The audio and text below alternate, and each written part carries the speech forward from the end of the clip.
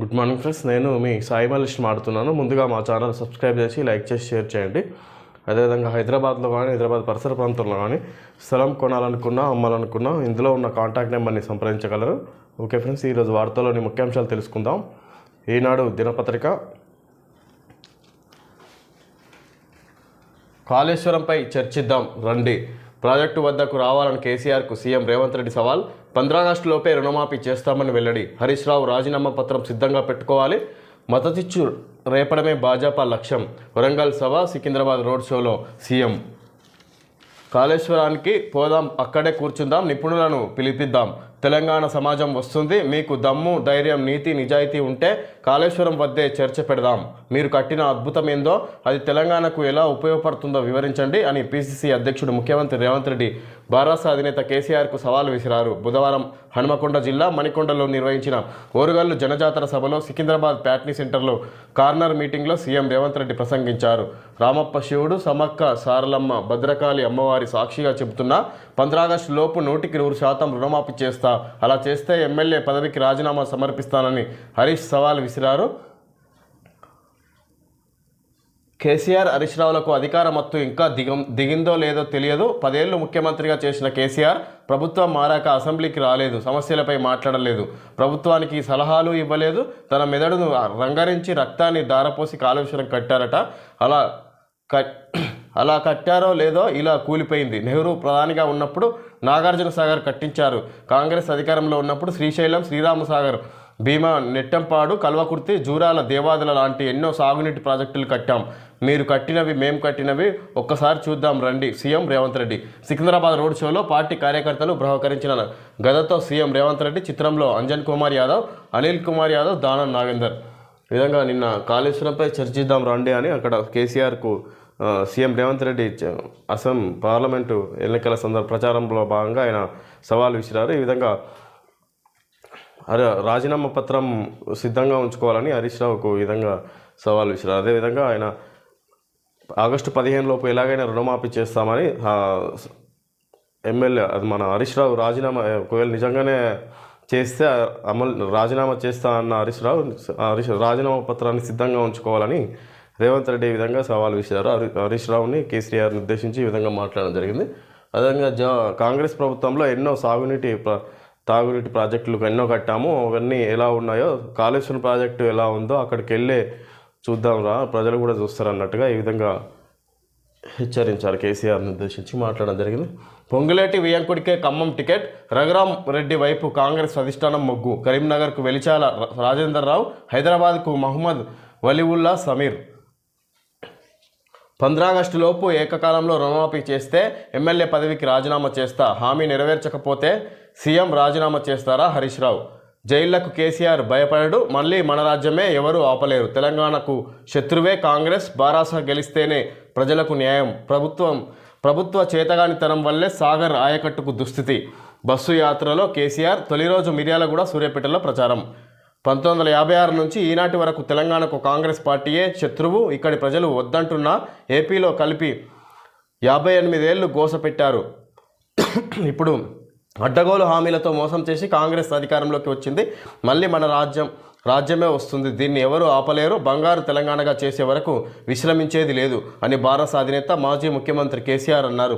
ప్రభుత్వం ఉమ్మడి నల్గొండ జిల్లాలోని మంత్రుల అసమర్థత వల్ల సాగర్ ప్రాజెక్టుకు దుస్థితి దాపురించిందని దుయ్యబట్టారు. ఎన్నికల ప్రచారంలో భాగంగా కేసీఆర్ పోరుబాట బస్సు యాత్రను నల్గొండ జిల్లా మిర్యాలగూడ నుంచి బుధవారం ప్రారంభించారు. ఈ సందర్భంగా మిర్యాలగూడ, సూర్యాపేటలో ఏర్పాటు చేసిన రోడ్ షోలు, కూడలి సభల్లో మాట్లాడారు. కేసీఆర్ను జైలుకు పంపిస్తానని, ఆయన ఆనవాళ్లు లేకుండా చేస్తానని సీఎం రేవంత్ రెడ్డి అంటున్నారని, కేసీఆర్ జైళ్లకు భయపడబోడని స్పష్టం చేశారు. అలా భయపడి ఉంటే తెలంగాణ వచ్చేదా అని ప్రశ్నించారు.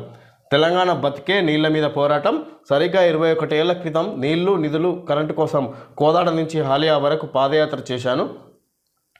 మిర్యాలగూడలో కూడలి సమావేశంలో మాట్లాడుతున్న భారత అధినేత కేసీఆర్. చిత్రంలో మాజీ మంత్రి, ఎమ్మెల్యే జగదీష్ రెడ్డి. తెలంగాణ కోసం 14 ఏళ్లు పోరాటం చేశాను.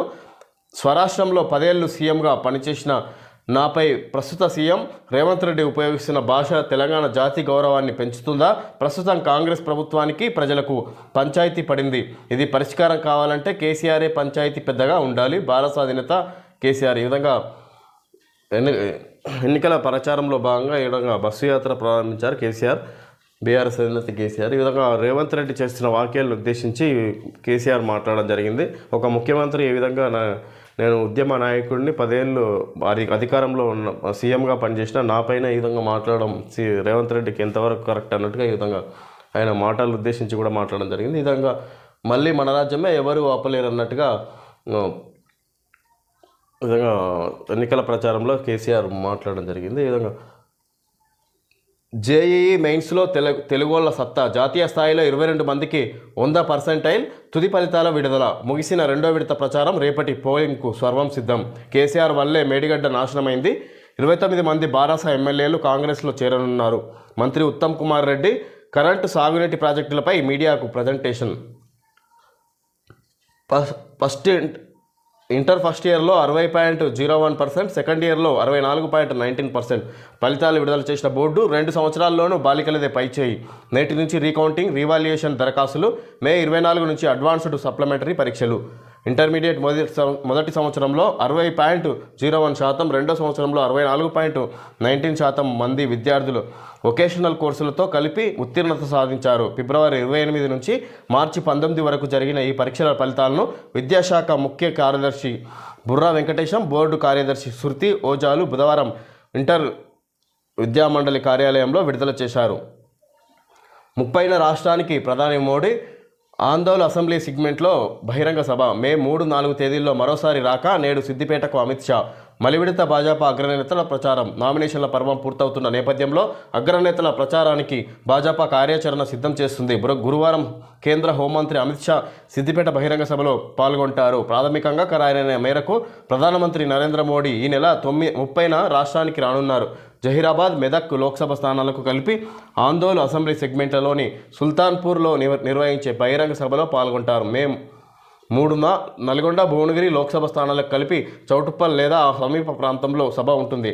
4న మహబూబ్ నగర్ లోక్సభ స్థానం పరిధిలోని నారాయణపేట, చేవెళ్ల పరిధిలో వికారాబాద్ లేదా మరో ప్రాంతంలో సభ నిర్వహిస్తారు. తర్వాత కూడా మరో 2-3 రోజులు రాష్ట్రంలో ప్రధాని ఎన్నికల ప్రచారంలో పాల్గొనున్నారని భాజపా వర్గాలు తెలిపాయి. ఈ విధంగా 30న రాష్ట్రానికి ప్రధాని మోడీ. ఆందోళన అసెంబ్లీ సెగ్మెంట్లో బహిరంగ సభ.